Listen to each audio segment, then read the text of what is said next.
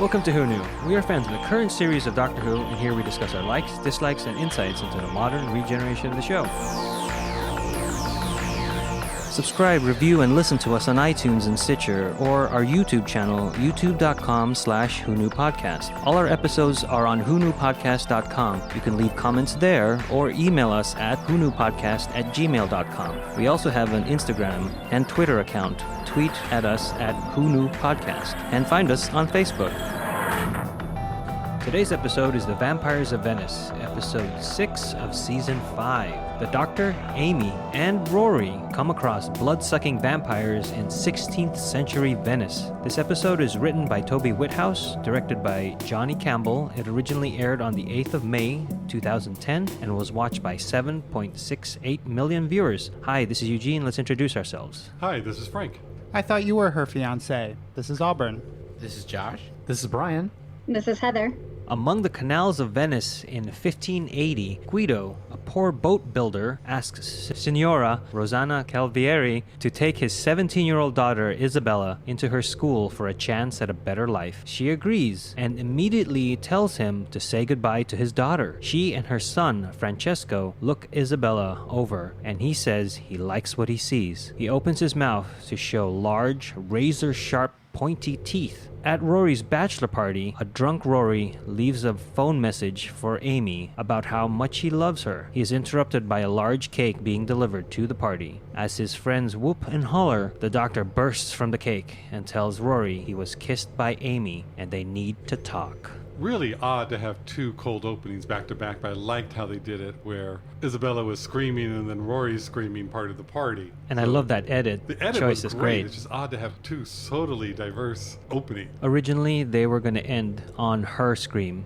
and then they decided, we need to put a little bit more. I think the first cold open really reminded me of like a David Tennant episode, like an earlier one. Yes. Or even a Eccleston episode. Mm-hmm. And I guess we're still really early in his run, so we haven't really gotten too far away from that yet, but I thought it was fun. And then, I mean, it's always fun when the Doctor jumps out of a cake at a stag party. I like the second cold open also.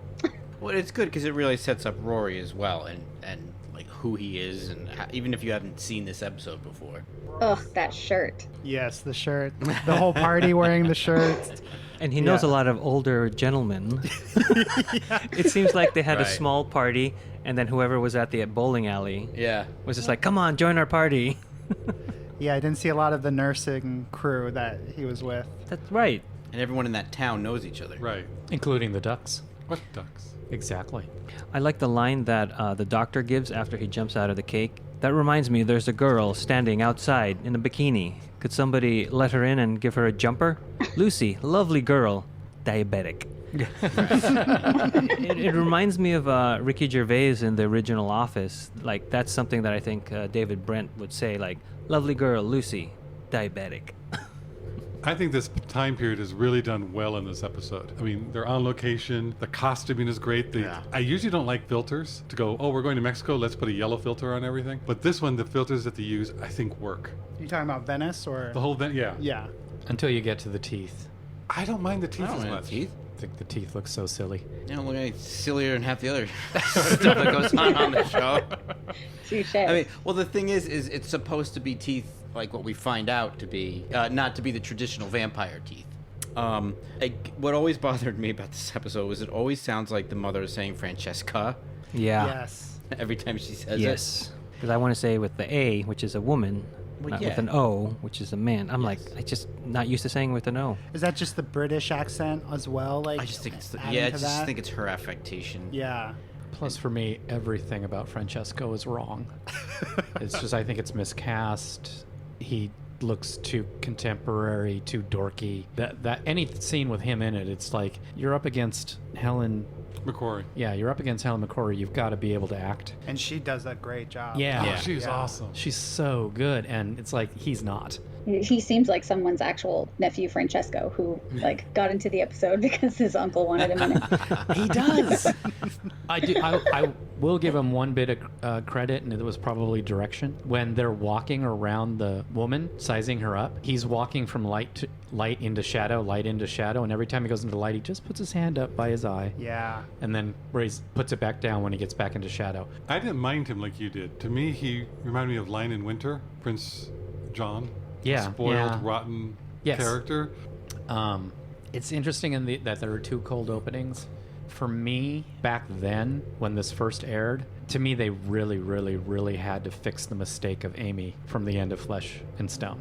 Yeah, well, it seems like that was the intent. Yes. And it was kind of good. It was like, okay, good. They're going to acknowledge it. They're going to deal with it. I don't know if they completely deal with it successfully, but they did a really good attempt. So it was like I was very happy to see that the doctor just bursts out, Amy kissed me. Well, I think that whole storyline with Amy, like I was saying in our last episode, where she's got a very long character arc, and I was reminded of that watching this episode. Like, oh yeah, I didn't like her for so long because she's not really likable in her personal life choices and decisions and the way she treats Rory. But knowing what her character goes through, I'm really enjoying watching her go through that process again. Like I'm watching the beginning of a very long movie. But if you don't know that going in, you just like, this girl isn't worth anybody's time. So I agree 100%. Took me so long to start liking her, so.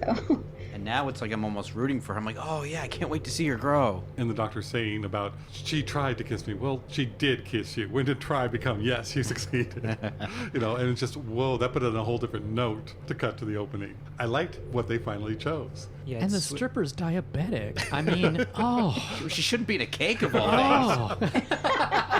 It's funny how the tone shifts in that. It goes from like this period piece to a horror piece, and then to like bachelor Comedy. party, and then now like sort of screwball, but then dramatic comedy because it's like serious, like a romantic relationship comedy. stuff. Yeah.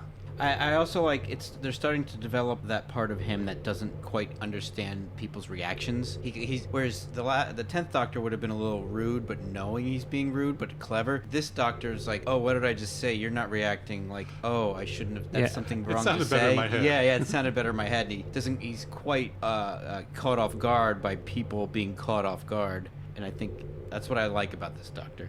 Me too. It's so charming. The writer, Toby Whithouse, he was tasked with the idea that you're going to write an episode that is meant to be a soft reboot, so someone could jump in cold with this episode. So that's why you get all that stuff you guys were mentioning earlier with like reintroducing Amy and dealing with that. Right.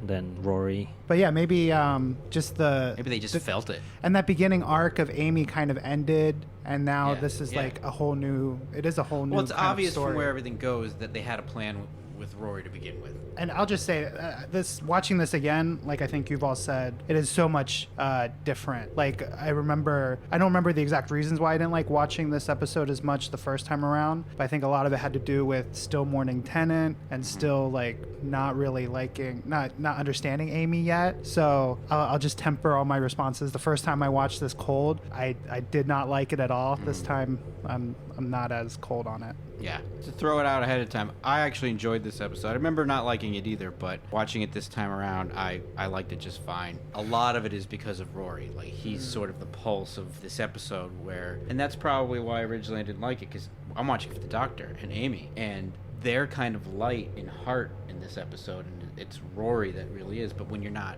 looking at it from that point of view, whereas this time I was, and I enjoyed it. Also, when you don't know Rory, you're just like, oh, this guy is so awkward. Like, oh, please stop. Yeah. And so, I mean, once you get to know him, of course, it's very endearing. But yeah, I remember him just being really cringy to me at first. Yeah. Right.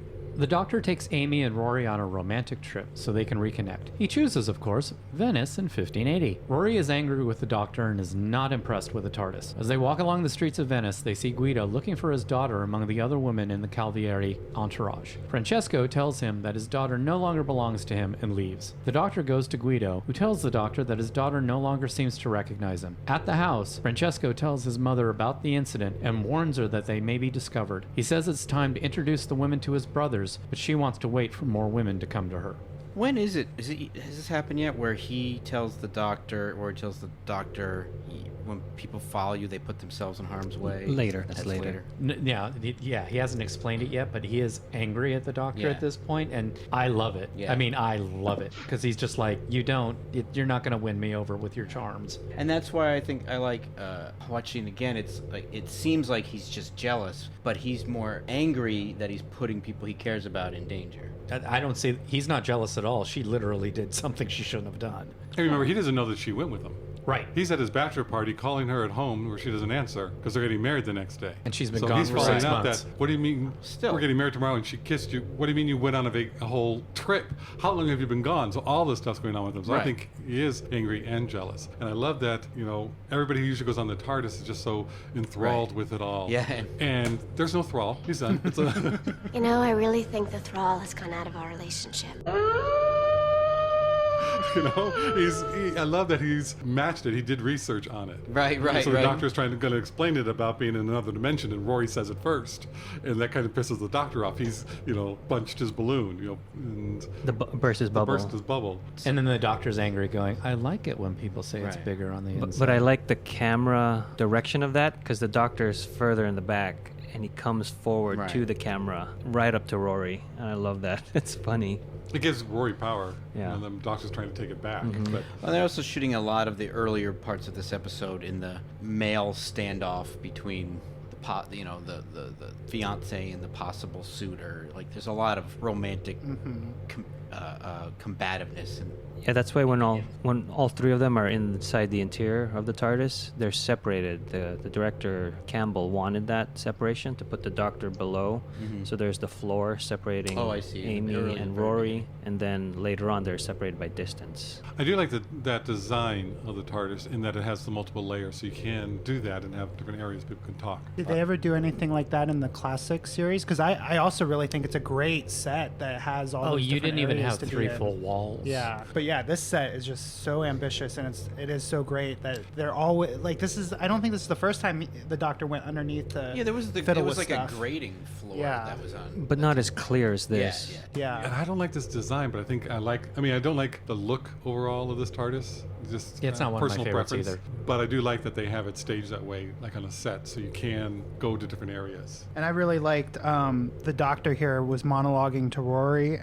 He said, "For one person to taste the glory and then go back is like unfair," or that's the Doctor full of himself, and like I think that's what sets Rory off to be really angry. Is like, wait, you just took my fiance, and now you're telling me like to taste a little bit of time with you, and she's never gonna like be happy to go back to me. And so that I thought that was the Doctor, But like, he did kind of also being say at the height of himself. it blinds you to what's important because he doesn't want another Rose incident. And in the Doctor's defense, he didn't know that she was engaged when he took her. Like, Yeah. she knew she had a boyfriend, but so did Rose. Like, who cares? Yeah. But also, just going back to what you were saying before we got off on the TARDIS tangent, is that I really enjoyed how they established almost immediately that Rory is very smart. Mm-hmm. And they touched on it in his very first episode when he noticed the photographs on his phone, or when he noticed The people acting differently. the people who were in the comas, yeah.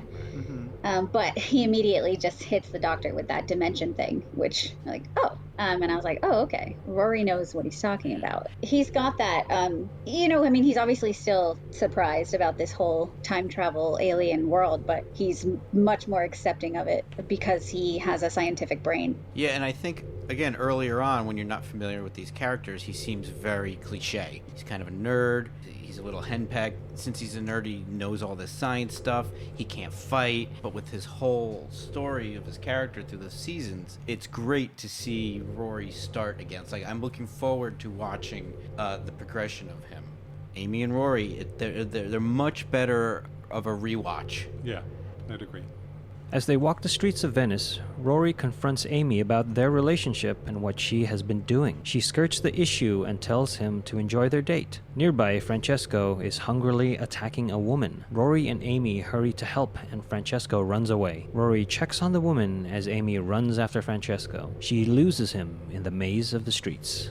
their reaction, both Amy and Rory's reaction when they're trying to get into the city, and he's like, "Oh, the plague and all that," it's fabulous. I'm sorry, but her face when she's a viscountess, and she's yes, and she just has that, and Rory's, "What the is going on here?" Says I'm your eunuch. And the way he's just looking, it's just perfect. They just played it so well. That whole sequence leading up to it, as soon as they step out of the TARDIS and Amy and the doctor are just on a mission and Rory is stumbling and tripping over everything. Like, yeah, that was really good. Talking about locations I mentioned earlier, that scene in the marketplace is in Croatia, in Trogir. But the earlier scene in the cold open, that's in Atlantic College outside of Cardiff. So I think that they chose locations very well because they match to me. That's very good. And then And that's Westeros, right? It's King's Landing. Oh, King's Landing. Is in it really? Croatia. Croatia. Croatia's King's Landing. I don't know if the sets are exactly the same. So the rest of this episode takes place in Croatia, or is filmed in Croatia. Wonder what people from Venice think when they watch this episode. They did go to Venice for a couple things, but it looked too modern. So they had to Yeah. replace certain things. Right. Again, I thought this was filmed wonderfully. It's gorgeous. When Francesco and his mother were talking, he goes around her and just kind of lies along her lap. Yeah. It's like the Pieta, right? Oh. It's just sort of that look of just the Holy Mother Right. and the Son. It just had such a great vision to go along with the Venice idea. So I just love that. Speaking of that scene, now that I know what the episode was about, before I watched it for this, seeing her drink from the mug, it's a great mislead where you think it's going to be blood because vampires in Venice, and then it's not. It's just water or whatever it may be. It was water. It was dripping down. Yeah, I know, Yeah. but like for all we know, it could be Right. some ectoplasm, such and such. But the fact it wasn't blood, and you know they're supposed to be vampires from the get-go, you're like, it's a nice question that's created in that scene that makes you curious to watch. It's a slight mislead that's not Yeah. overly done. What is it? Mother's hydrating. Yes. It's funny. I like all that now Yeah. that I'm watching it and know like what the real story is. But I think those were some of the things that irked me the first time watching it. But now I'm like, oh yeah, that's the great misdirect. Yeah. It's an interesting thing because if I was a writer given this assignment, all the stuff's pretty cool, and then someone reading it, to proof it would be like, wow, that's a really cool idea, but for some reason it doesn't work for first off viewing, which will now I'm thinking it will affect my voting at the end.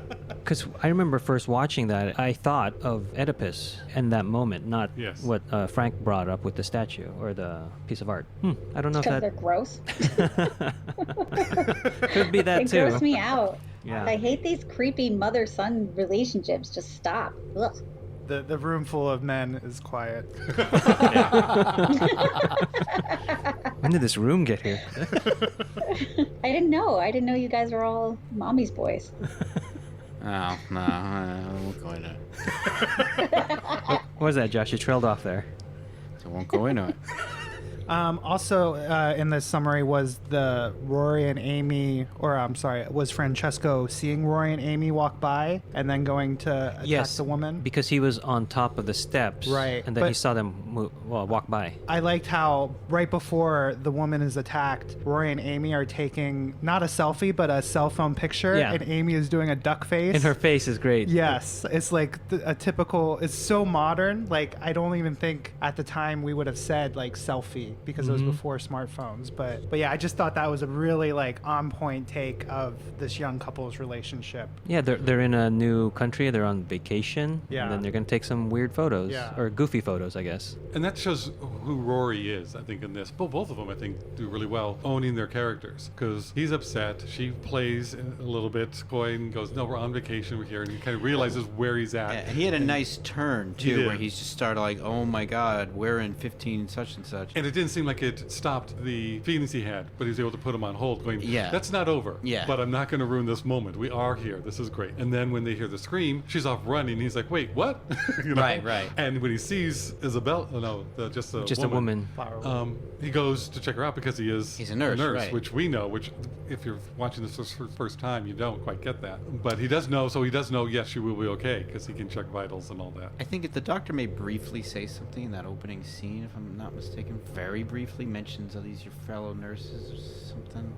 I can't remember. I Right. remember someone mentioned the word nurse earlier, but I could be wrong. But I like too his reaction to Amy taking action. Like his surprise and how she's not thrown by anything, and Right. he's noticing that she's like now different in that way, but he's also overcome by the environment and this person's hurt. Like it's a lot of stuff going on with him. It's great. But it's not a total change because Amy was, the alpha kind of thing in that Yeah, but relationship. this is where Yeah, but she there's does not a make lot going decisions. on But- in Ledworth. But it is different. Yeah. Where it's like, no, she's just going for the total action. She is changing. She's getting. Yeah, it's more different being in a dynamic. controlling relationship and having the upper hand and running into danger. Right.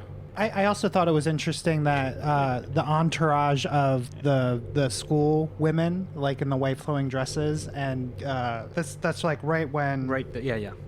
Guido like goes to confront Isabella, that Karen Gillan, like she was in that entourage, like a couple seasons Oh, ago. in Fires of Pompeii. Yeah, and so now she's across the canal looking at that. I just thought that was interesting, and thank you guys for pointing out that she was In Fires one of of the Pompeii. fire priestesses. What Yeah. were they Right. called? Soothsayers. Soothsayers, yeah. I will say that was one of the things, and even this time watching it, that I had a hard time getting by was the campiness of the brides, I guess if you want to call them Yes, that. that's my. And I think a lot of it has to do with but it's typical. Like that's what those brides are always supposed to be doing. But I think the way it was shot, in some ways, like you were talking about with the environment, looked great. But I don't think they shot it in a way that hid some of the cheesiness well. Like you can, especially after just watching the 1984 one for our Classic Who episode coming up and seeing some of the bad Ed Wood type acting in that, then watching this, everyone's kind of on point in this episode, and then it's so obvious to me. I don't think they're trying to hide it. I think they were playing it perfect. I expected Christopher Lee to come out. I mean, that's how well I think they did the women. I don't think they did costuming. it poorly. Like they were. I think given the direction, those actresses did exactly what they should have been doing. But the way it was shot was just a little too much. I completely agree cheese. with you. Just a little bit. And I don't know if this will help you with that, but the look and the wardrobe were inspired by Hammer films. So Yeah, maybe that's totally. why they did that. The thing that sold it for me, which may have put it over the top for you, was the teasing of the hair. Yeah. That just made it work so well because they fit that time period of the 60s horror films that we know. Guido creates a distraction, allowing the Doctor to infiltrate the Calvieri home, where he is discovered by a group of young women who do not have reflections in a nearby mirror. They bare their pointy teeth and the Doctor runs. Outside, he runs into Amy and both excitedly talk about the vampires they've just seen. Rory catches up to them and they go to Guido's house to devise a plan to save his daughter Isabella. There is a tunnel underneath the Calvieri house, but the trap door is locked on the inside. Amy agrees to go in as tribute.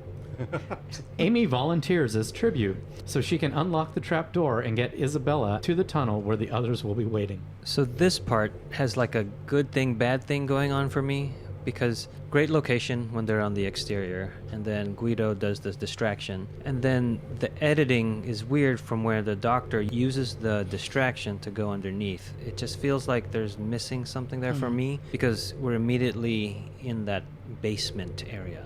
And then while we're in there, it's great how they did that practically, where you can't see the reflection in the mirror, and then when he turns around, he's goofily looking at himself in the mirror and making that weird face, and then he turns around and then there's the brides. I like parts of it, but the staging of how we got there felt off to me. The whole editing of this entire episode for me, I have issues with all of it, and it is 5 minutes longer than a regular episode. And one of the things is I don't need to see his distraction. I could have just seen the Doctor enter the building. And see, that's what I'm thinking, is like there's something that needed to be added or removed to make Yeah. that scene work better. And I Yeah. think you're right they that cut out half of it. yeah. Usually when something is longer, originally it was very longer. And they had trouble getting it down to time, so they just kind of like left it at 5 minutes. If something was like 5 to 10 minutes over, it's usually easy to get it down to time. I almost think for whatever reasons, maybe editing choices originally, they should have kept things more brief or not, but I have a feeling that there might have been a lot more that was cut, and maybe that's why it was disjointed. Like, we don't need to see how he gets down there, he's just down there. And that I get, but it just felt weird that we showed the setup, Right. not the middle part, and then we showed the end. But speaking to what I also like about this scene is when the Doctor kind of figures out, and he's rambling, like, you can't see your reflection and things like that. And then he's like, vampires. And he starts to run as they sort of like, leave now, senor, you know? And then right before he's running up the stairs, he turns around quickly and goes, tell me everything. Yeah. And then they don't. And he goes, one day that'll work. Yeah. I love that. I got a big laugh out of that. It's a very charming scene as the female of the group. I'll say that there's a little bit of innuendo happening down there. And then he calls them pale, creepy girls while he's trying to kind of figure it out. And I think it was a really fun scene to watch. I love how it starts when he looks in the mirror and he's like, oh, hello, handsome. It's just like, that's such the Doctor. He's still getting used to how he looks. And he's like, oh, look at me, look at me, look at me. I did like Guido helping the Doctor out. I think that established a little more relationship between them. So like going up and then you see, okay, he is working with the Doctor to try and get his daughter out, which I thought was great. And what I liked about that character too is in a lot of the episodes in the Doctor Who show, the episode-centric companion, the temporary companion, is quick to believe what the Doctor's saying. It always seems kind of plausible. Like they get just enough reason to go along with whatever's happening because it's trying to get them to whatever. This guy might be crazy, but he's helping me out, sort of thing. And this one works really well because Guido has the Right, he has a big idea. motivation. He has a motivation for it. It's like, this guy's willing to help. Okay. Funny thing about locations is that place was the women's restroom. They said in the commentary they just removed the hand dryers and everything else was like that. Like, Wait, the cavern, like underneath with the with the one Where they all with the came out of those brides. arches? yeah. So You were mean the the stalls? arches? Yeah, were the arches the stalls? I wonder. I don't know. They said they just removed the hand dryers and then that was it. Wow. Croatian bathroom. In Croatia. I'm sorry. That restroom is in the Atlantic College, the one that's outside of Cardiff, from the first scene. From the open, Wales. I like it that the Doctor and Amy, when they meet up, they're like, vampires! We get vampires! And it reminds me of Tooth and Claw. Werewolves! We get werewolves! Yeah. There's a great line in this one. They're discussing the plan, and it's probably going to date when we're recording this podcast, but parents do all sorts of things to get their children into schools. They move, they change religions, they bribe people. Topical. Some things never Story change. as old as time. Yep. Oh, one more thing is that I guess the first time I watched this episode, I didn't catch this reference to the first Doctor. Yeah, But when he shows the Right. library card, Oh, yeah. that's William Hartnell. it's Right. great. Yeah. You know, I need to get a new one. I know I was confused at that point. The Doctor not have the psychic paper? Yes. Was Rory still has with it. Rory. Because he went He up was talking about to... Amy and Rory have it. It's their credentials from the King that's of right. Sweden. When he was first going into the city, it was like, I'm a eunuch, and he's had the paper Yeah, since yeah. then. So then the Doctor pulled out an older wallet or something. His library card. Thinking it was the. I see. I understand now. Thank you. But that was nice seeing the first Doctor. I liked how the little plan comes together, where Amy goes, I have an idea, and it's like, you don't know what I'm thinking, and the Doctor, of course, says everything Amy's thinking. Okay, fine, you do know. Oh my god, I loved that part. I also love that he's protective of her. I think it's really sweet. But then, That was the a great Doctor's line. protected of her? yeah, because he immediately, before she even starts talking, he just goes, no. I think that's because of Rory. I don't know. I know what the next episode is, and I think it's both.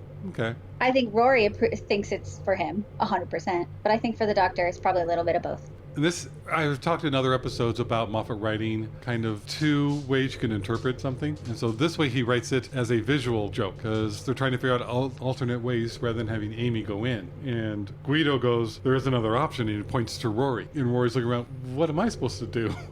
And what he's pointing at is the barrels of gunpowder that Rory is sitting on. So it's the same type of idea. The misdirection. The misdirection of which one does he mean? And so I liked it that this was a visual reference rather than the.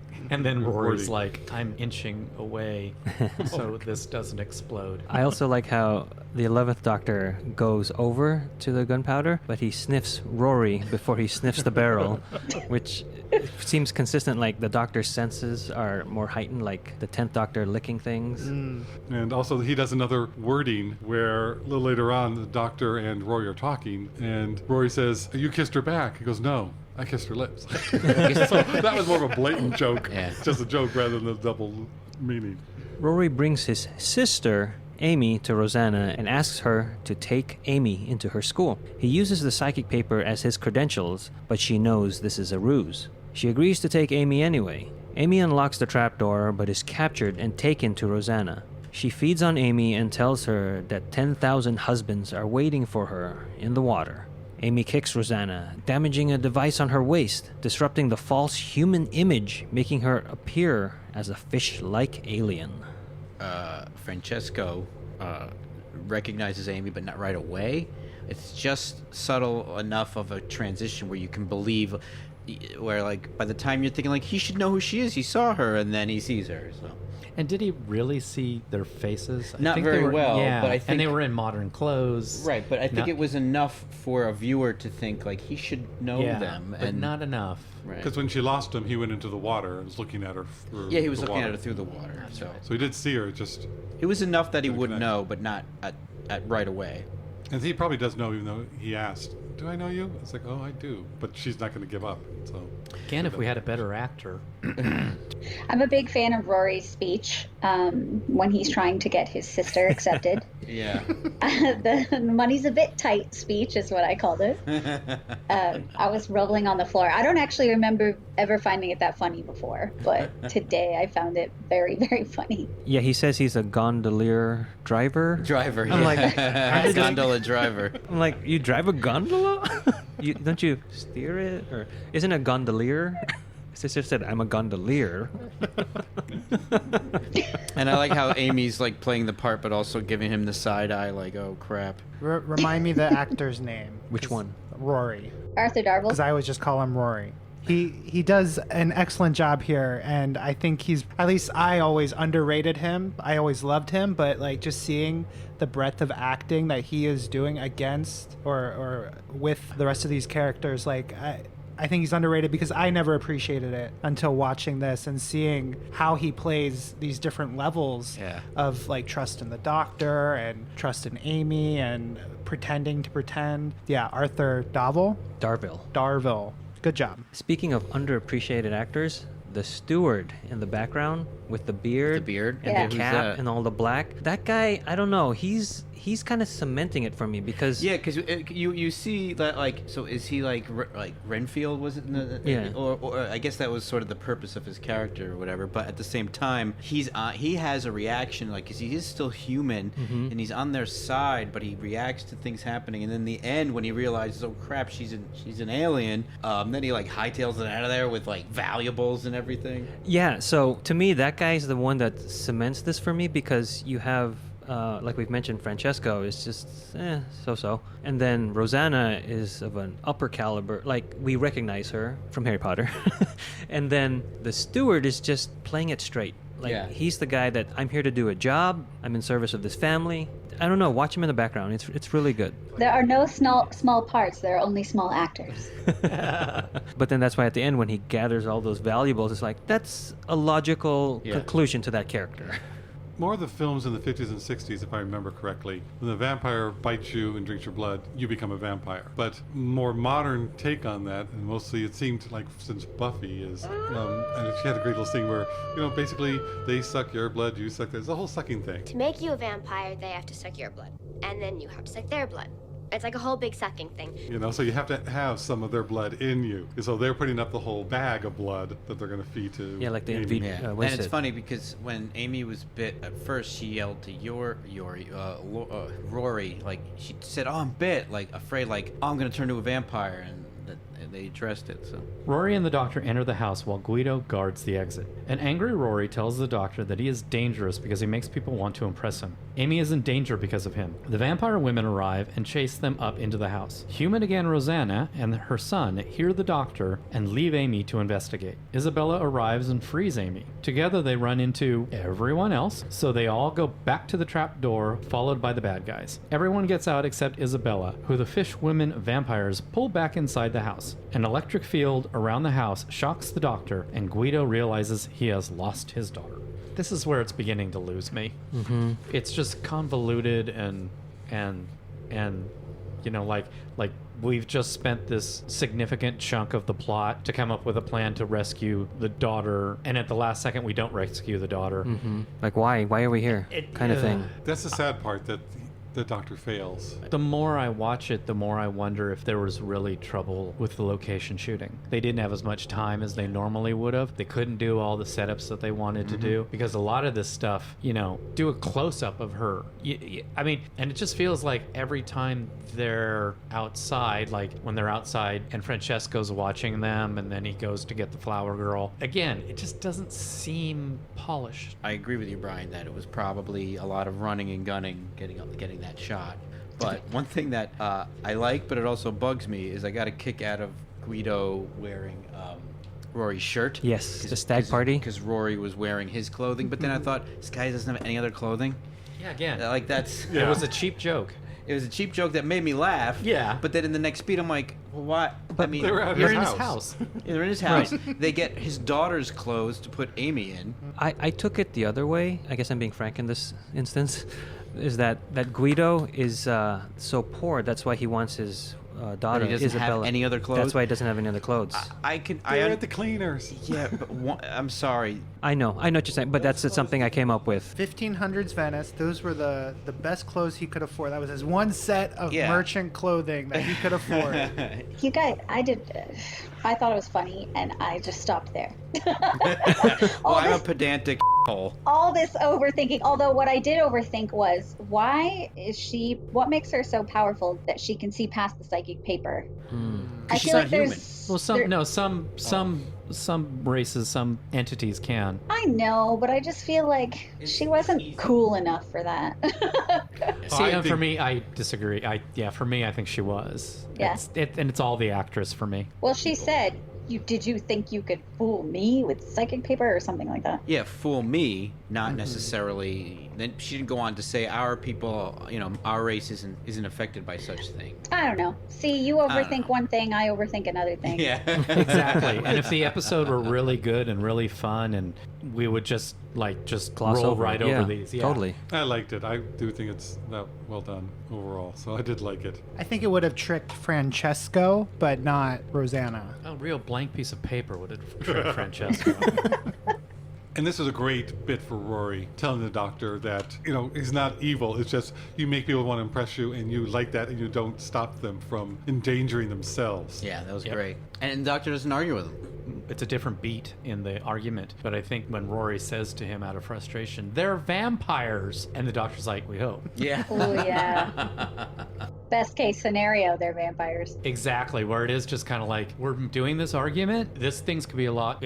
We shouldn't be arguing about this now. We've got other things to deal with. I liked in the same scene when they first come out of the trapdoor, Rory has his little flashlight and the doctor pulls out his huge UV ray. I think because it shows that Rory is prepared. He is on top of these things. And if it was anybody else, if he was paired with anybody else besides the doctor, he could be a hero in this situation. But because the doctor is so much more powerful, he brings out the light that's not just a little bit bigger than Rory's flashlight, but a whole heck of a lot bigger than Rory's flashlight. What you just said reminded me that when they're talking about, he's like, "You want to bring this up now about Amy kissing you?" And the doctor says to him, "It's because I was there. If you were there, she would have kissed you. You should have," he's saying, "You should have been there." I agree with that, but at the same time, when I heard that, when I watched it just before, I also thought, that doesn't make it any better. She shouldn't be kissing anyone just because she's there. I'm not Somebody's there. I'm not defending that. I'm just saying No, I it know. reminded me of that. I agree. It's just it's layered. Yeah. Is what I'm saying. Again, it's just you don't like Amy at this point. This kind of ties in with what we were talking about earlier about how I thought it was both the doctor protecting her and protecting Rory's protection of her. Wow, English. But this ties in with that as well. The whole flashlight, giant light thing. The doctor didn't have to pull out that giant light, but he, as much as he's on Team Rory and Amy, he has a little bit of his own pride tied into this as well. Oh, the doctor Well- has an ego. Definitely. Right, but I just thought that kind of tied in with what I was saying earlier. Yeah. I see it as excitement in kissing him, excitement in kissing somebody other than Rory in this moment. Not in a negative manner to Rory, just something different. It wasn't just that there's somebody next to him, it's somebody that she had a crush on since she was a little girl. And she sees the dress. I mean, she's come back to her place. She knows she's getting married the next day. And to her, this is that, the bachelor party moment. You're going to be chained to someone else for the rest of your life kind of thing. So I get that more now than the original Flesh and Stone, where she's just jumping on him. Which was such a turnoff to the character of Amy. But the doctor doesn't hate it. He doesn't want it, and he doesn't want anything to come from it, but he doesn't hate it either.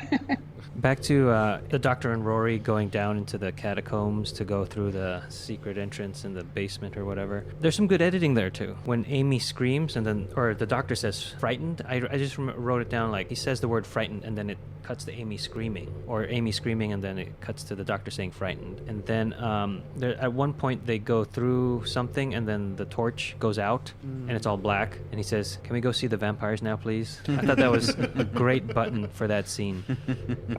I love that part. Yeah, and then it cuts to Amy with the vampires and Rosanna in the green catacomb room. Yeah. I don't know, so there's some good stuff here where I feel like, why is this good, but then not the other stuff that we were discussing earlier. I think a lot of the stuff that would have grounded it better might have had it be cut out. Not enough for a two-parter, though. Yeah, not enough for a two-parter. If they try to fill it in, I can't imagine this work. being a two-parter. Oh, boy. That would have just pissed us off for other reasons. No, that would have sucked. dragged. That would have sucked. That would've Yes, I mean, Very apt. there's one part where Amy and Isabella run up the stairs and they meet up with the Dr. Rory and Rosanna is on one side of the hallway and the women are on the other side of the hallway. Everyone's running together, and that's the one I was talking about earlier, that they could use that, the Doctor walking through. But at this moment when they all are just rushing together, it just reminds me of Wizard of Oz. Yeah. Towards the end, hiding from the witch, Yeah. And that's, I kind of liked, Rosanna's going, "Well, you didn't think this out well, did you?" So that was a good part. And then they all run back downstairs to where the bucket of water is, kind of idea of Wizard of Oz analogy. I thought it was a little awkward though, because she's standing right in front of them and she doesn't do That's anything. the thing. She doesn't grab them. There's a lot of that. I'm sorry I interrupted you. No, I mean you were going on with what I was going to say. Like I just remember thinking why are they all standing next to each other and no one's doing anything? And I agree with you, Heather. I didn't mean the Wizard of Oz analogy to be a good thing. Yeah. I will say in defense of this episode not being good, is that overall it doesn't know what it wants to be. Is it a comedy? Is it a serious sci-fi thing? I kind of feel it's not very balanced. And sometimes that works when they can Sometimes merge it right. does, but this didn't really I don't think work. this one worked. And very well maybe because some stuff had to be left out. Who knows? Yeah. So then maybe that's why the balance isn't there. Yeah, maybe. But again, I was really enjoying it, and I never enjoyed this episode before, but I hadn't seen it a lot. I'd seen this episode once prior to this. Well, there you go. And that's why you lose trivia, okay? Right. Yes. For our those listeners, listeners. when we met Heather, she was hosting a Doctor Who trivia night, and we came in second because we didn't know the name of Rosanna Calvieri or Cal- Francesco, Calvieri. one of those Whatever. names. The main. Yeah, we were saying, of course, it has to be Vampires of Venice, the one we Right. never watch. Let this be a lesson to you. Could have had that first place. Or, I don't know. Could you have, or would you have been tied? We would have been tied. Tiebreaker. Who knows what the tiebreaker would have done. Do you remember the Do you tiebreaker? remember what the tiebreaker question was? That was a from couple 3 years years ago. Come on. It was probably from Gods and Monsters. Love and Monsters. No, I- Love and Monsters. One last thing on this section of the summary. At the end, as Isabella gets captured finally, the Doctor getting electrocuted by the door was very Tomb of the Cybermen for Yes, me. yes.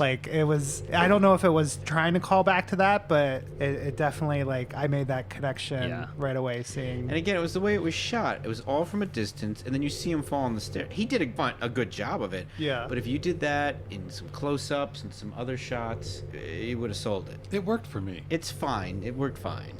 I mean, I enjoyed it. I don't know if it makes any sense Yeah. with the rest of the story. Well, she said to seal the house. So. Oh, okay. I missed that line. I thought she was talking about she's a fish. I thought she was talking about a seal.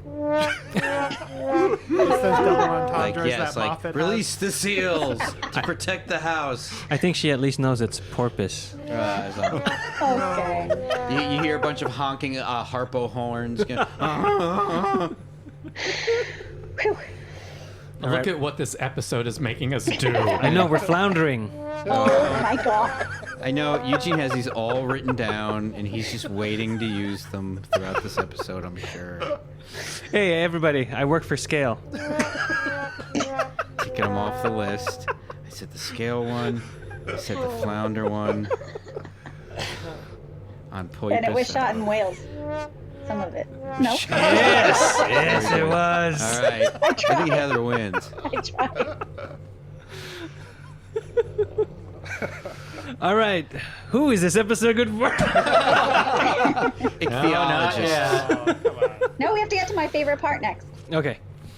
For her betrayal, Isabella is fed to Francesco's 10,000 brothers who are swimming in the waters of Venice. Rosanna goes back inside and is confronted by the doctor who knows she is from Saturnine. She realizes he is the owner of the psychic paper and bonds with him about the loss of their races. Her world was destroyed when silence came through the cracks in the universe. While the rest of her species died, she fled to Earth with her children, where they planned to rebuild. He asked why she killed Isabella. She doesn't recognize the name at first, but then realizes who he is talking about and says that deserters must be executed. He doesn't like that answer and vows to bring her house down.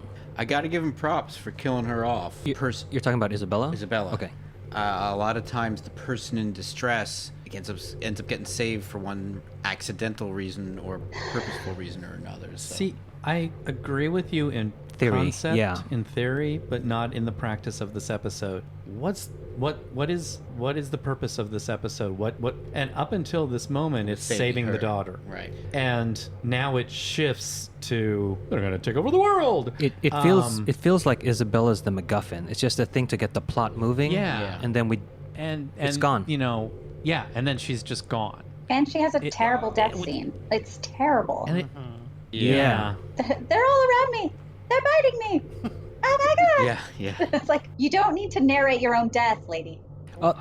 There's a production thing for that, though, because there was supposed to be a big CG monster, and then Moffat says to every writer, "Can you make the monster invisible?"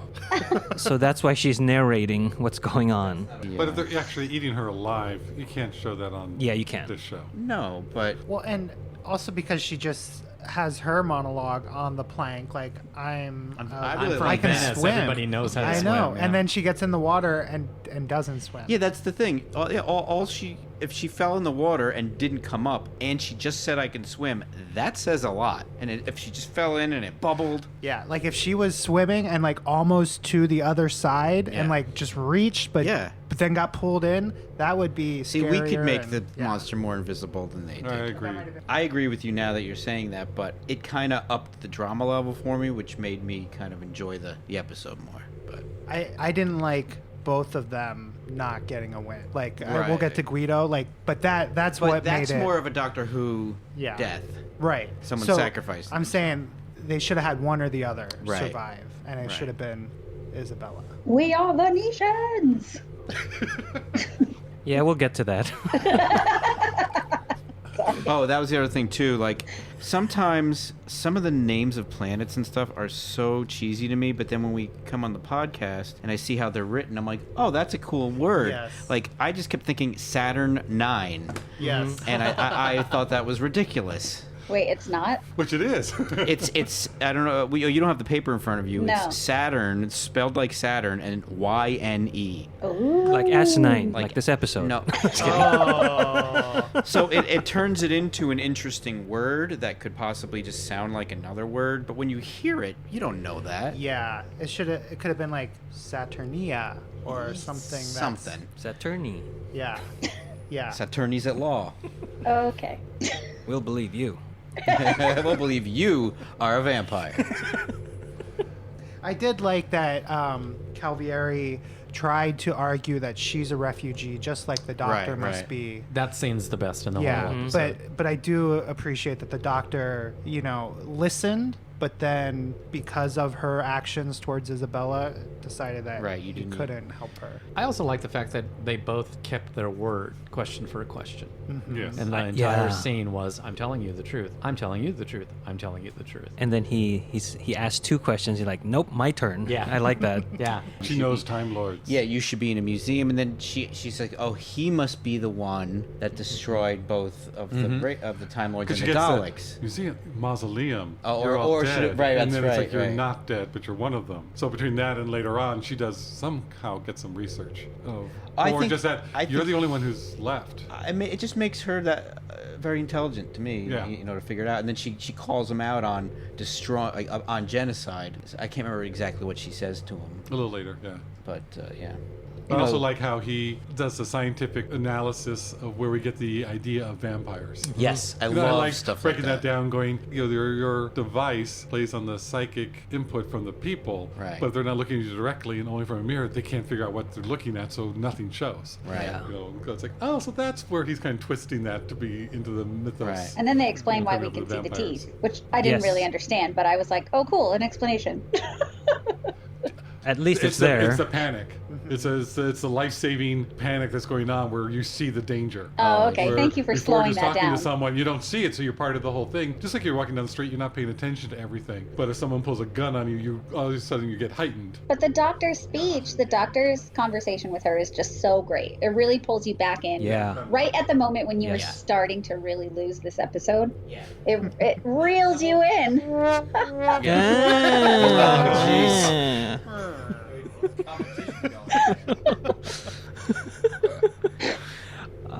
Yeah, I agree with you. Like, the one that really gets me or cements this for me is when the doctor turns as he's leaving and he goes, because you didn't know Isabella's name.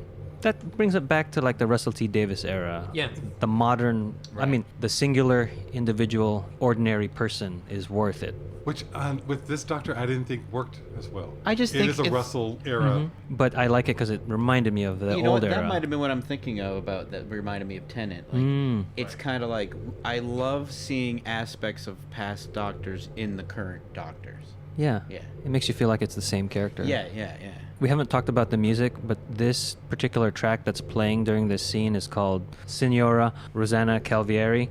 But in that track, the first half of that track feels like a separate song. What I like is the second half where it's got those intense strings that sounds almost like the Doctor's theme at this point, but it's just more intense and more deeper, bassier strings. Well, they used the Doctor's theme in this episode, just reorchestrated it. Yeah, quite there's well. one particular It's coming- it's coming track. up by road. The I yeah, am the Doctor. yeah, but there's one particular track. I'm like, what is it doing there?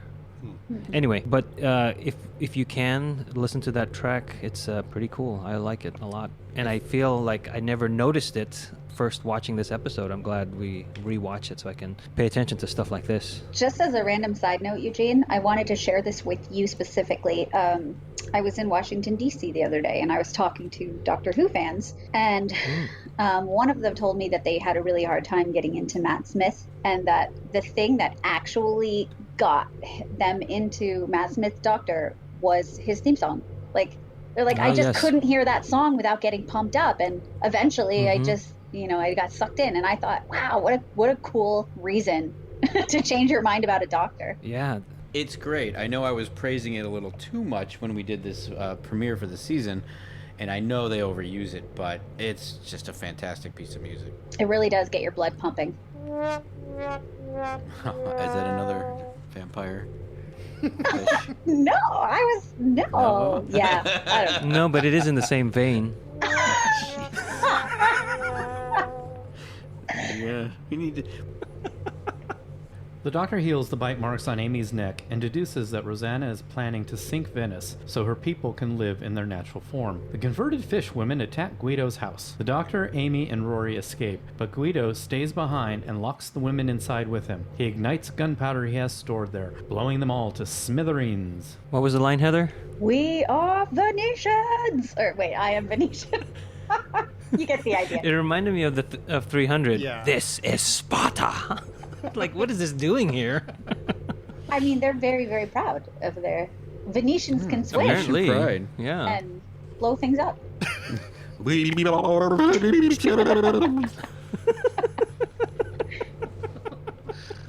To me, that screwdriver healing Amy is, well, that's new. Yeah. It remind me of Star Trek Voyagers with the Doctor.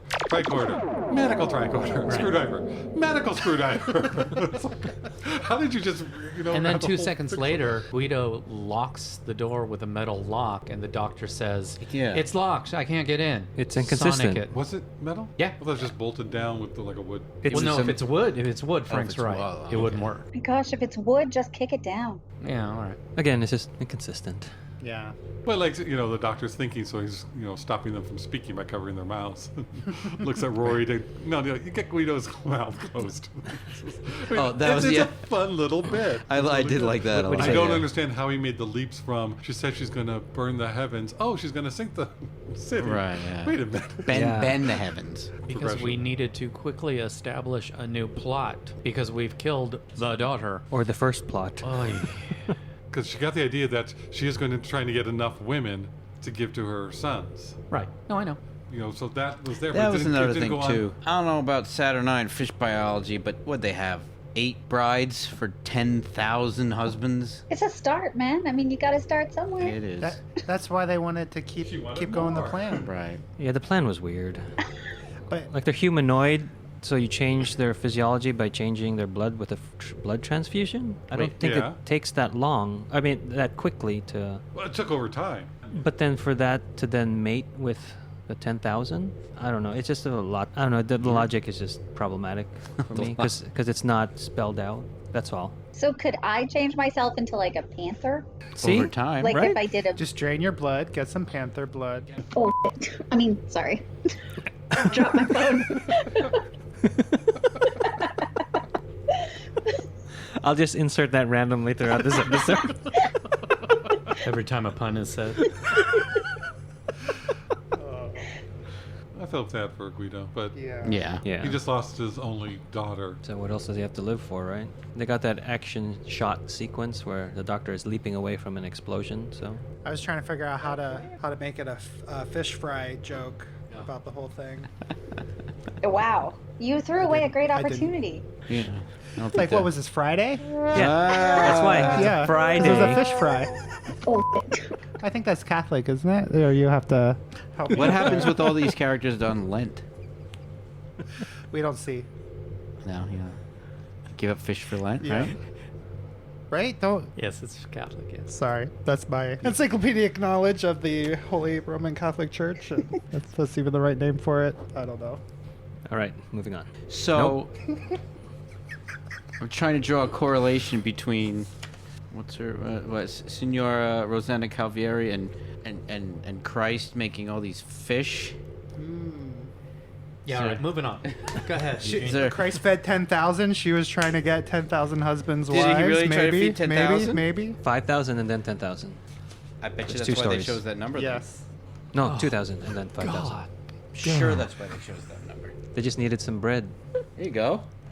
The doctor orders Amy and Rory to go back to the TARDIS. On their way, they run into Francesco, who plans to drink Amy's blood. Rory stops him, and they fight. As Francesco's... Well, the only reason they fight is because He yelled What'd you say about Martha. my mom? Yeah, It's because he yelled Martha, and she said, "How do you know that name?" Save Martha. Yo, mama's so fat, Thanos had to snap twice. Snap. Oh, shit. As Francesco is about to kill Rory, Amy reflects sunlight onto him, blowing him up. They kiss, and Rory is hers completely. Yeah, I mean that's another thing. Like I like the idea, the mirror being more intense sunlight, but It was like a compact mirror. yeah, Yeah. that couldn't have. Yeah, I know. Compared to the sunlight, the ambient sunlight. Yes, but then you add the force of true love, and it becomes 30 times more powerful. All right, well, He I'll already buy that. He already got weakened by the image of the cross. Yeah. Because, you know, That was because that's Let your really going to candlesticks work. erase. As he swatted it away. Ugh. I love Amy Lynn. Did you really try a cross? Well, it is vampires. Come on. But That's true. there was that one point where he's walking through that marketplace and he goes like Yeah. shields his eyes. I thought that was a nice touch, like Yeah. what we Yeah, mentioned it's like earlier. it's happening, That's but to have just that as much much light. sunlight as what would have come Yes. from that mirror. Yes. I like the fight scene in this. I thought that was just fun. It was- They it did was. play it up that Yeah, way. yeah. Yes. But the dialogue that's put on afterwards, ADR, ADR, yeah. to me did not fit. The sound level was not good. Oh, and is it was like Francesco was talking? Like, Oh, Amy's running, going, Rory, over here, or something. The way that it was done, Oh. where it You just you don't even seems see. so fake. But this has the great musical cue where Rory's gonna be fighting, for the love of his life, and the "I Am the Doctor" starts, but it's done in the bass cello, and it's a low, and it gets me. It's like I love that low music, the start, and so I thought that was a great bit. What also makes that scene for me is the commitment of Arthur Darvill with the broom. yeah. He starts using it like a nunchuck. I'm like, how did you do that? I like that part where she yells at him to stab him, and he's just The broom side. With the broom, yeah. He sells it for sure. Oh, yeah. He's so sweet. This is where the Doctor definitely yells at Amy. Yes. Similar to the way that he's done in other episodes, But- he's doing it Yes. for Rory. And this He's one doing hits it to me. get her out of danger. It hits me differently because of that. He remember. says, "I say what you do" or something, and you do to it. the Oh, TARDIS. right, yes. And then after she leaves in a huff, he and Rory make there's a look shared. oh, like He says Like, thank, thank you. But Yeah. and he's not yelling at her because she's stupid, because she's human, because of other things that have happened. It's not his being angry. It's like he's being authoritative and using what he's done in the past, kind of, to get her to, no, you go. Rosanna starts a device that seeds the clouds and brings torrential rain down upon Venice. The Doctor goes to the house to turn off the device. He meets Rosanna and tells her that the women are dead and her plan has failed. So she leaves to be with her children. And he climbs the highest tower to deactivate the weather device because you can turn the device on from her chair, but the off switch is on the tippy top of the spire. The clouds part and the sun shines. I am so out of this episode at this point. This is a little bit too much. I guess I kind You're- of took that as there is no off switch, and Yeah, there is none. I agree. but No, there is an off switch. He actually flicks a switch at the top of the Does he? spire. It is a flick. If he used the sonic or just something else, maybe that would have been better, but I doubt it. no, and that's again, it's all like, whoa, we have to. It'll just be so great if we end the episode where he's climbing a spire. To me, it's like they had to figure out some sort of jeopardy. Because look at what they've done to their main villain character. Your children are dead. All right, I leave. They literally just had her walk out of the room. And then we find out to go kill herself. Wow, that's dramatic. I mean, they could have written some character thing between the two of them. And, I mean, there are some good lines in it. It's like he says, you mourn, but you move on. I did. And she's saying, can you live with one more species on your conscience? I mean, that's some good stuff, but it's not exciting at this point. Taken as little bits and pieces, it's really great. When you put the whole together, it just falls apart. I mean, when she just turns and walks out of the room, it's like, where is she going? What's going? Why?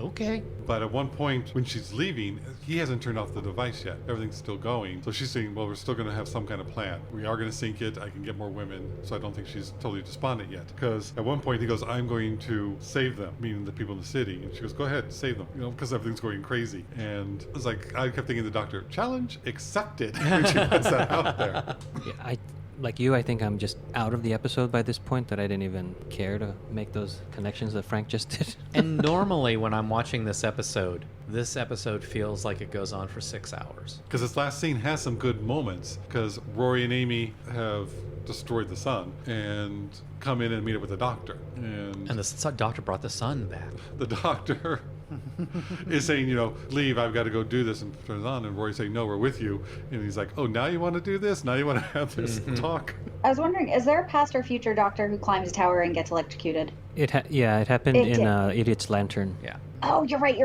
Okay, because I kept waiting for that to happen, and then I was like, wait, it didn't happen? I must be confusing it with something else. And another thing that happened in the scene, when the Doctor's running up there, the bells are ringing. And they are actual cloister bells, because that's where he's at. So I like that little reference to, the TARDIS and something. Yeah. Oh, was that was happening. the moment. Yes, that's And I was right. just When laughing. you I just laughed at loved the it. cloister bells, Yeah. and And he we're stops like, the bells. Yeah. Does he I tell was him to sitting there shut up or going, oh something? wow, he just made me have a moment with this episode. Okay. I think part of the problem at this end part, or the ending, is that because we've lost Guido and Isabella, like, we don't have any more emotional connection to Venice or Right. the ending. Yeah, there's really no motivation. Because I don't care about Calvieri or Rosanna or her plight, because she is bad, and we've shown that even though her race is at the end of its life, she hasn't redeemed them enough for the Doctor, and so for us it's like, who cares? Exactly like you said. She didn't need her son, did she? Like, she had all those other sons. Right. She just needed to make more women. Yeah, couldn't she Or more females. theoretically have escaped and tried again somewhere else? She's nowhere talking for them about to really bending live. she's talking about bending the heavens to bring her race back, and then all of a sudden she's like, well, it didn't work, bye. Yeah, she does give up quite easily. But she wasn't really evil, which I kind of like. You know, what she was doing was not caring about other people, which I always say is bad. That's kind But of evil. she's trying to keep her race alive. Right. So there's some compassion there, but she doesn't Yeah. give or So take are the compassion. Daleks. That's very different. All right. So with the Cybermen, Again, different. All right. They're trying to help everybody by becoming them. It's like she's like, this one area we need to do. And Right, well, see, I'm- that's I'm one thing that is different with Moffat than Russell, because Russell would have given her, we will find someplace. Stop what you're doing. We will find someplace. I will take you to another place. And he doesn't offer that. Yeah, and I kept waiting for it. I really did keep waiting for that. But I think she had some good arguments. yeah. She wasn't the nicest. Well, I mean, yeah. The Doctor finds Rosanna on the dock above her 10,000 children. She asks if saving one city was worth the lives of an entire species. Can he handle being responsible for another genocide? She does the only thing she can for her children. She feeds herself to them. This is the lamest idea in the whole thing. First of Yeah, all, I agree. why is she still a human? Because she obviously wasn't wearing her thingamajig. Right. I get that her thingamajig was malfunctioning and she couldn't turn it off. But she wasn't even wearing it at that point. So she should have been the fish yeah, alien. Yeah, she should have been a Yeah, fish alien. I But agree. they needed her to be human because they recall earlier as a mother, don't get too close to the edge in that form. So they set it up. But she wasn't even wearing it. And then just the idea that this one person, maybe a larger, somewhat fish person or not, is going to feed 10,000. 10,000 such and such. She's just given up at that point. I think someone else also gave up with a pen. Yeah. But this agree. also has something missing. I don't get the ending. They just wanted the look of it with her in the nightgown going Yeah. to the water. Again, it's they like the premise- This and going up to the spire were for the look of it. Yeah. Not storyline, not plot.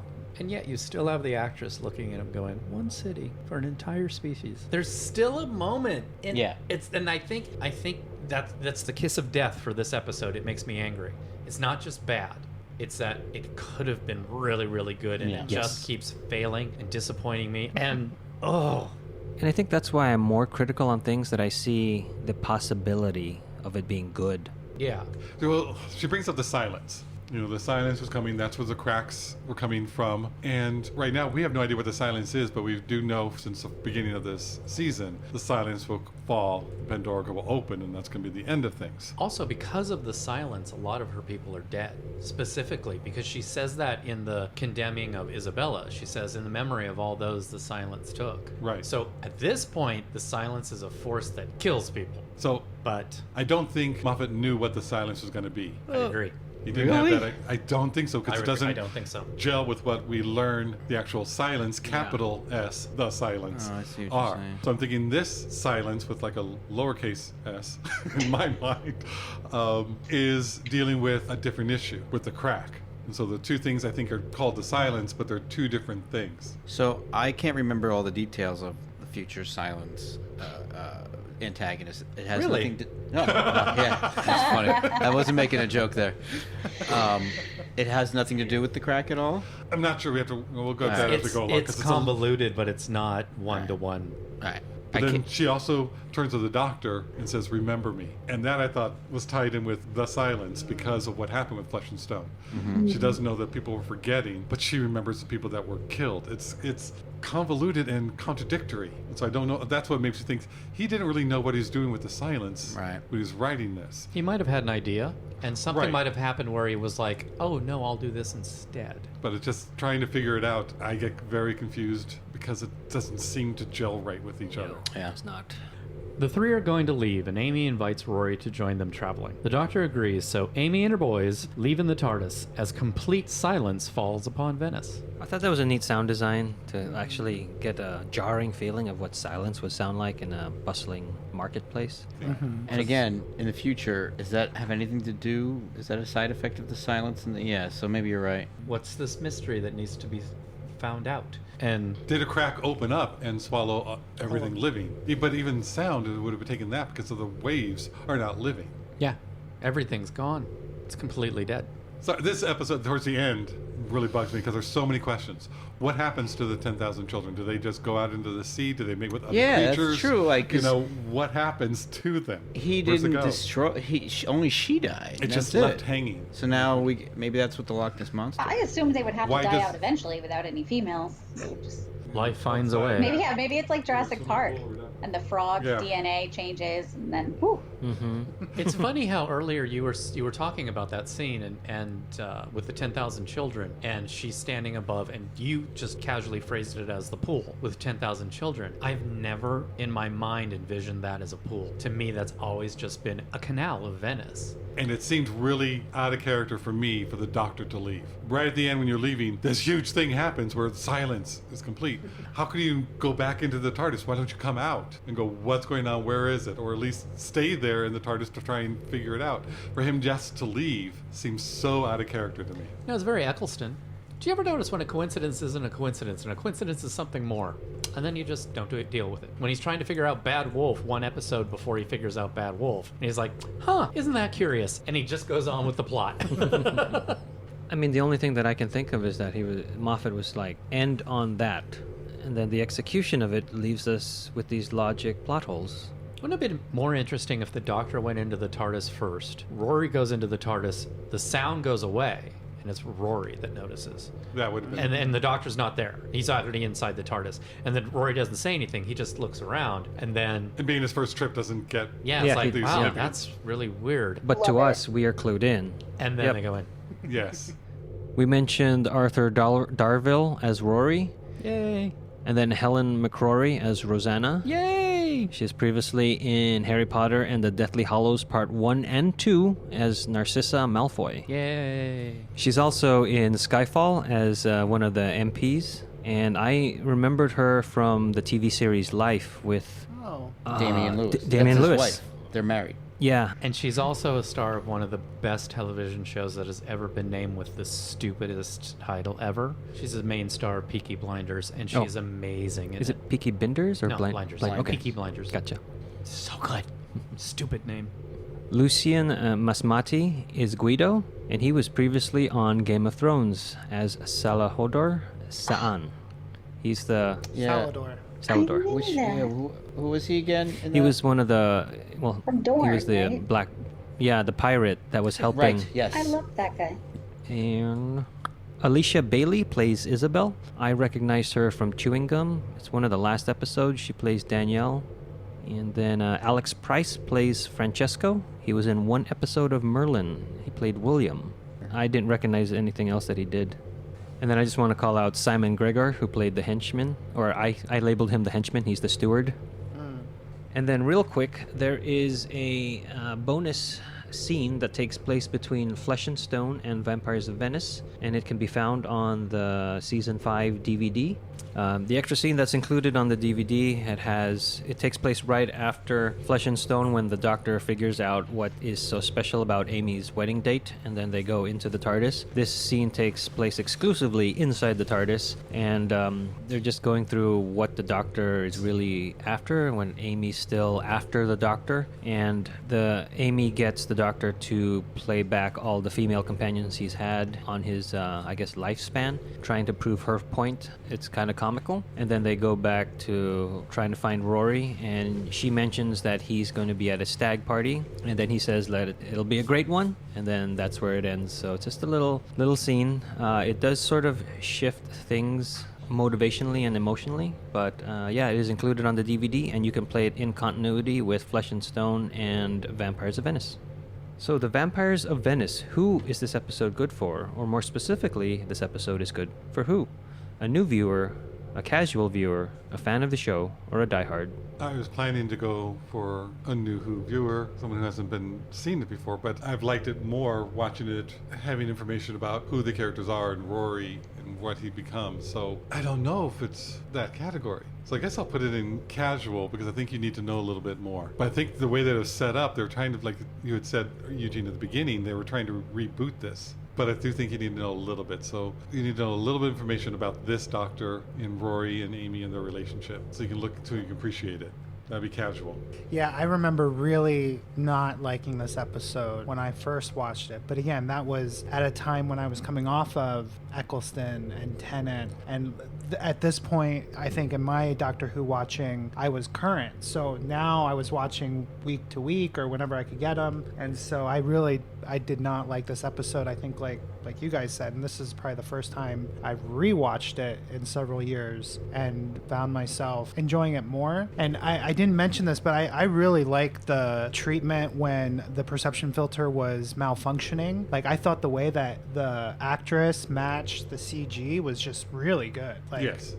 So there's some great things in this episode. But yeah, I think I'm going to go with fan, only because now that I'm a fan of the show, I think that helped me to enjoy it, being more of a fan and maybe having some of those lower expectations going into it and being like, oh, this was terrible, I'm going to hate it. And then, of course, it's not terrible. You know, it's still Doctor Who. And so, yeah, I'm going to say fan.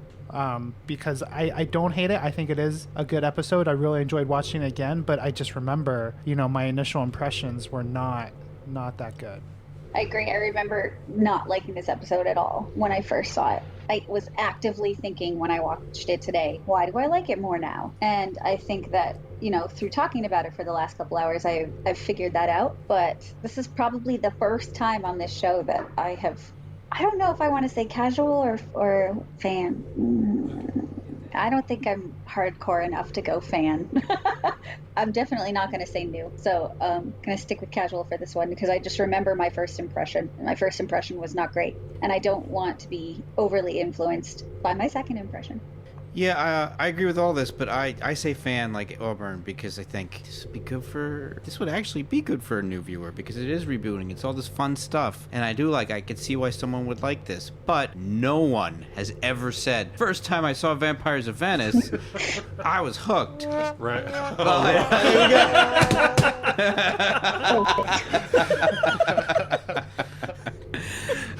And that's why no one's ever said that.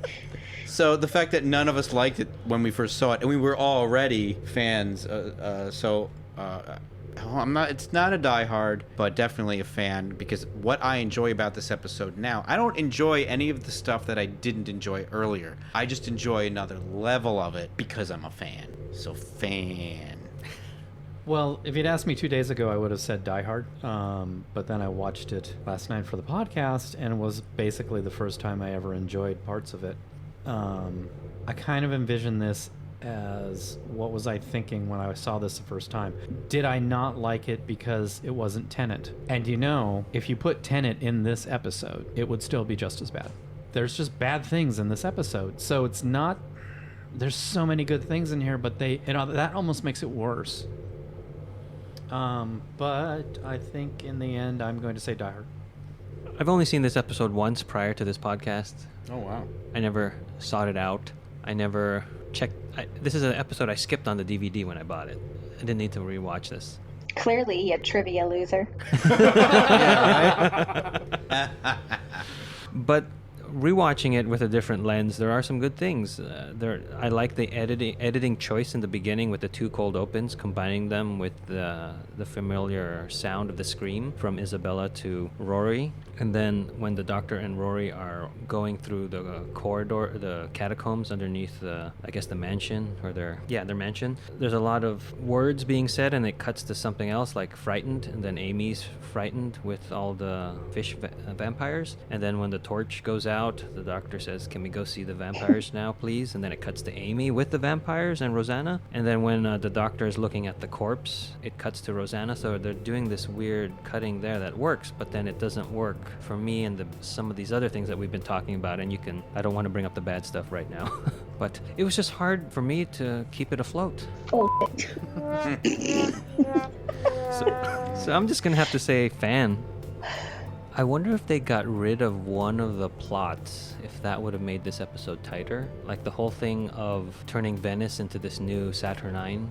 The B story took over the A story. The B story of Isabella and Guido took over, and we cared more about the B story than the A story. It's at the B. It's at the A story. Whatever. Yes. Okay. You saying that, I think my problem with this episode is that both stories don't conclude around the same time. You get one that ends one's earlier than just the other. Yeah, that's a good point. Where most of the time you have them intertwining, if not connecting both at the end. Yeah.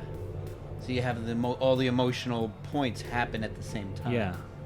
Or at the end of the story, Rosanna jumps into the water and flings Isabella out of the water onto the dock. And she floats around like this on the dock. I mean, like, we have brought up good stuff, so I like that we do that. Yeah, totally. There's a lot to sink your teeth into in this episode. Just spent I don't know I'm if not that's giving a you that fish one. reference. I'm not no, giving come you on. Like, they bite the lure. I'm with you, Eugene. Oh, the vampire. I'm yeah. with you. Sink your teeth into. Oh, wow. No, I was on fish still, but you're right. So that wraps up the Vampires of Venice. Thanks for listening, and we will see you next time when the future becomes the present. You've just listened to an episode of Who Knew? Our wonderful theme music is by Michael Grady. Find him on Facebook at The Universe Explodes. All our episodes are engineered by Allburn. You can find him at albertbinkley.com. You can also find this show in several places. Follow us on Twitter at Who Knew Podcast. Subscribe, review, and listen to us on iTunes and Stitcher. Or our YouTube channel, youtube.com/whoknewpodcast. Visit our Facebook page.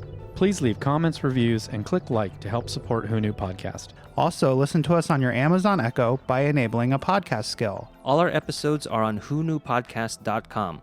This podcast is inspired by Doctor Who. The longest running sci-fi show in history. And especially the revival, spearheaded by Russell T. Davis, Thanks to Russell. Sydney Newman, Verity Lambert. Ron Grainer. Delia Derbyshire. And all those involved in the adventures of our favorite Time Lord. Your work continues to inspire and entertain.